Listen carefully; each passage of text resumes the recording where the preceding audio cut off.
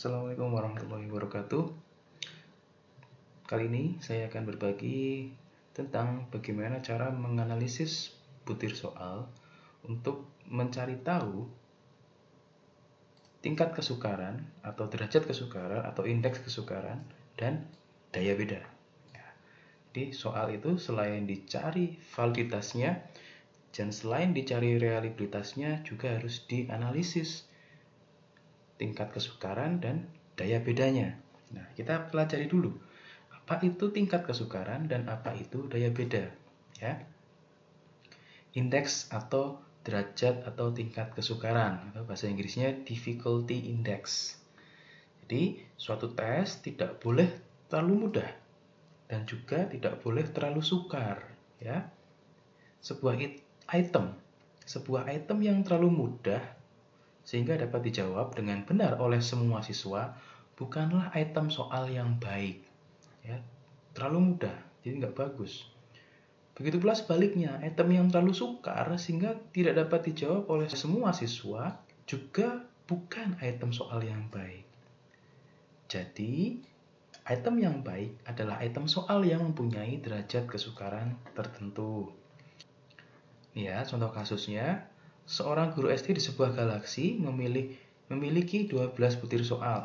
Yang ini yang sebuah galaksi itu berarti yang ini ya 12 butir.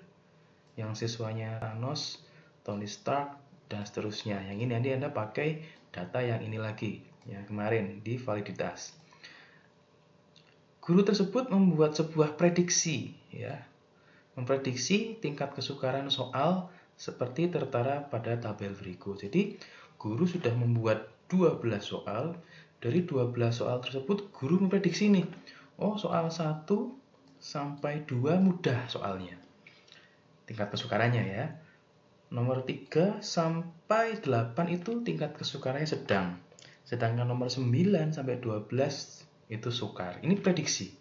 Jadi guru belum menghitung, tapi baru mengira-ira. Oh ini mudah, oh ini sedang, oh ini sukar. Ya. Kemudian guru tersebut sudah men-tryoutkan soal kepada 15 murid ya, Thanos dan kawan-kawan. Melalui hasil tryout tersebut, guru ingin mengetahui apakah prediksi mengenai tingkat kesukaran soalnya sudah tepat sesuai harapan atau belum. Jadi, guru tidak boleh hanya sekedar mengira-ira ini soal mudah, ini soal sedang, ini soal sukar, tapi juga harus menguji derajat kesukarannya. Maka, guru tersebut melakukan uji derajat kesukaran. Bagaimana mengujinya? Ya, rumusnya cukup simple ya. Derajat kesukaran atau P adalah B dibagi JS. P itu difficulty index atau derajat kesukaran. B banyaknya siswa yang menjawab betul pada butir tersebut. JS jumlah seluruh siswa peserta tes. Jadi kita cuma butuh 2 data, yaitu data banyaknya siswa yang menjawab betul pada butir ya. Jadi ini Anda menghitungnya per butir. Kalau ada 12 butir berarti 12 kali hitung PBJS-nya per jumlah seluruh siswa. Misalkan ya, kita ingin mencari tahu tingkat difficulty index butir nomor 1. Butir nomor 1 ini dijawab betul oleh berapa orang siswa? 1, 2, 3, 4, 5, 6, 7 orang siswa. Nah, kita cek rumusnya lagi. Berarti itu kita sudah ketemu B ya, jumlah siswa yang menjawab betul. Kemudian jumlah seluruh siswa. Jumlah seluruh siswanya berapa? Ada 15 siswa. Oke. Berarti untuk mencari tingkat kesukarannya, derajat kesukarannya adalah 7 dibagi 15. Berapa jawabannya? Nah, ini tuliskan di sini. B per CS berapa? Oke. Nanti setelah ketemu P-nya di sini, ini P ya, B per CS atau bisa diganti P. Nah, setelah ketemu P-nya di sini, Anda konsultasikan ke kualitas taraf kesukaran menurut Sundayana tahun 2016. Jika skornya 0 sampai 3 berarti item tersebut sukar. Jika skornya 0,31 sampai 0,70 berarti itu termasuk soal yang sedang. Sedangkan jika skornya 0,71 sampai 1 berarti soal itu mudah. Nah, setelah Anda cek ya, setelah dihitung, maka guru sebaiknya mengecek ke sini apakah prediksi tadi tepat sesuai dengan perhitungan tingkat kesukaran. Mudah ya, tinggal ini rumusnya tinggal P B JS. Ini dituliskan tingkat kesukarannya, misalkan mudah, misalkan sukar, dan seterusnya. Oke. Lalu yang kedua adalah kita menghitung daya beda. Apa itu daya beda? Jadi daya pembeda atau item discrimination adalah untuk menentukan dapat tidaknya suatu item soal membedakan kelompok. Kelompok apa? Kelompok siswa. Ya, indeks yang digunakan dalam membedakan antara siswa atau peserta tes yang berkemampuan tinggi dan berkemampuan rendah. Indeks ini menunjukkan kesesuaian antara fungsi soal dengan fungsi tes secara keseluruhan. Jadi, mengetahui daya beda item itu penting, sebab salah satu dasar yang dipegang untuk menyusun butir item adalah adanya anggapan bahwa kemampuan antar siswa satu dengan yang lain itu berbeda ya. Jadi jangan anggap sama siswa-siswa itu. Ada perbedaan kemampuan. Dan butir-butir soal itu harus mampu memberikan hasil tes yang mencerminkan adanya perbedaan tersebut. Jadi jangan sampai nanti tidak mencerminkan. Anaknya aslinya kemampuannya tinggi, tetapi kok ketika mengerjakan soal itu dikira gurunya kemampuannya rendah atau sebaliknya.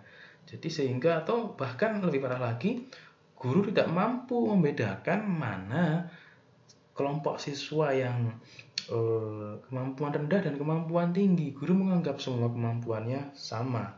Ya mungkin karena belum tahu adanya uji daya beda di instrumen soal. Rumus daya beda hampir sama, ada BB-nya, D discrimination ya, D di sini. BA per JA minus BB per JB. D daya beda. BA itu apa? BA adalah BA ya, kita ambil dari yang kiri dulu. Jumlah testi kelompok atas. Oke. Yang menjawab pertanyaan dengan benar. Oke, kelompok atas benar. BB jumlah testi kelompok bawah. Testi itu siswa ya yang menjawab soal, kita pakai istilah testi juga. Yang menjawab dengan benar. Oke, jadi kita ada istilah di sini, ada kelompok atas, ada kelompok bawah. Apa itu kelompok atas, kelompok bawah? Kita akan bahas setelahnya. Ini JA itu jumlah testi kelompok atas, JB bawah ya. A itu atas, B itu bawah. Ya, jadi gampang ingat-ingatnya nih. JA jumlah atas, JB jumlah bawah. BA ini benar atas, BB benar bawah. Tugas kita setelah ini untuk mengetahui daya beda adalah mengelompokkan siswa yang sudah menjawab soal tadi menjadi dua kelompok, yaitu kelompok atas dan kelompok bawah. Kita lihat nih. Nah, ini tadi ya yang kita gunakan tabelnya. Kita tulis sigmanya yaitu jumlah betulnya ya, ini yang merah ini jumlah betulnya. Si Thanos betul 4, Tony Stark betul 7, dan seterusnya 5 sampai Wanda Maximoff betul 12. Nah, ini. Nah, hasil total ini yang kita akan gunakan untuk membagi menjadi jumlah mana kelompok atas atau siapa saja siswa dengan kelompok atas dan siapa saja siswa kelompok bawah. Bagaimana caranya diurutkan? Ya, diurutkan dari yang nilainya paling besar ke paling bawah. Setelah diurutkan baru dibagi dua kelompok. Ya, diurutkan dulu ini. Jadi 12. Kemudian diurutkan lagi. Jadi dibuat tabel baru untuk mengurutkan 12, 10, 9, 9, 8, 8, 7, yang terakhir 3. Nah, jadi ini nanti si Steve Rogers ini nanti ketika dikelompokkan itu di bawah sendiri. Ya. Nah, setelah diurutkan, maka dikelompokkan. Bagaimana pengelompokannya? Jika jumlah siswa lebih dari 30, maka diambil 27% tiap kelompoknya. Jadi kalau siswa jika sudah diurutkan, dari nilai paling tinggi sampai paling bawah, kemudian membagi duanya adalah yang atas 27% dibagi 30, dibagi jumlah keseluruhan. Nah, misalkan 32. Nah, 32 berarti tidak dipakai 50%. Kalau dipakai 55% berarti 16 dan 16. Yang kelompok atas 16, kelompok bawah 16. Tapi untuk ini tidak ada aturannya, 27%. Jadi 27% dibagi 30, berapa hasilnya itu yang digunakan jumlahnya. Sedangkan jika jumlah siswa kurang dari 30, maka diambil 50%-nya. Nah, ini baru jika jumlah siswa 20 misalkan, maka ya kelompok atas 10, kelompok bawah 10 karena 50%. Ya. Sekarang kita cek. Nah, ini yang sudah diurutkan nih. Ya, nomor atas sendiri adalah si Wanda Maximoff dengan 12,98 dan diurutkan. Nah, namun ini jumlahnya berapa siswanya? Jumlah siswanya ada 15. 15 itu berarti di bawah 30, kurang dari 30, maka diambil 50% tiap kelompoknya. Jadi 50% dari 15 berapa? 7,5. Ya, 7,5. 7,5 kalau diambil, masa ada siswa dibagi 2,5 ya, sehingga kalau dilipatkan ke atas digenapkan menjadi 8, maka akan tidak seimbang. Akan ada siswa kelompok atas 7, siswa kelompok bawah 8 atau sebaliknya. Nah, seharusnya seimbang 50%. Jadi untuk itu 7,5 tadi digenapkan ke bawah, dilipatkan ke bawah sehingga yang dipakai 7. 7 orang siswa itu 1, 2, 3, 4, 5, 6, 7. Yang bawah juga 7. 1, 2, 3, 4, 5, 6, 7. Nah, yang ini tidak digunakan ya. Yang satu siswa ini tidak digunakan. Ya, karena tadi harus 50%, harus sama.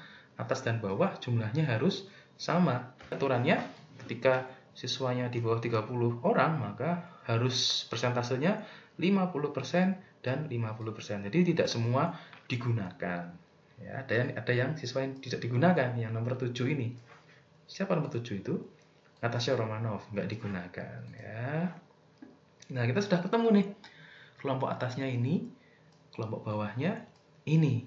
Ya, saya beri warna beda ya, supaya nanti tidak bisa supaya bisa membedakan mana kelompok atas, mana kelompok bawah. Ini kelompok bawah, ini kelompok atas. Nah, tadi apa rumusnya? Adalah BA per JA min BB per JB. Nah, misalkan saya mencari daya beda soal nomor 1. Jadi ini juga per item nih. Nah, kalau ada 12 item berarti 12 kali hitung. 12 kali hitung rumus tadi. Oke. Item nomor 1. JA-nya 7. Ya. JA. Jumlah atas. Ya. Jadi nanti JA ini sama semua. Jumlah atasnya sama. Ya. Untuk item nomor 1 sampai item 12 nanti seterusnya sama. Karena JA-nya sama ya. Atas 7, bawah juga 7 siswa. Kemudian BA itu apa? Betul atas. Jadi yang atas, kelompok atasnya betul berapa? Kita hitung 1, 2, 3, 4, 5, 6. 6. BB betul bawah? Oh, cuma 1. Nah, maka dimasukkan ke rumus. Kita sudah punya rumusnya, sudah punya JA, JB, BB, tinggal dimasukkan ke rumus ini. Silahkan dihitung. Nah, jadi D pada nomor 1 berapa? Ketemu jawabannya. Setelah ketemu kita konsultasikan ke sini, 21 sampai 40 cukup dan seterusnya ya. Nah, ini juga dibuat tabel seperti ini, butir soal nomor 1, D-nya berapa, kategori bedanya apa ini, misalkan cukup, nah, misalkan baik, misalkan baik sekali, nah dan seterusnya ya, dihitung D-nya berapa. Oke, silahkan boleh Anda coba ya, silahkan Anda hitung tadi tingkat kesukaran dan daya beda setiap item soalnya ya. Oke, terima kasih. Mudah-mudahan bermanfaat. Assalamualaikum warahmatullahi wabarakatuh.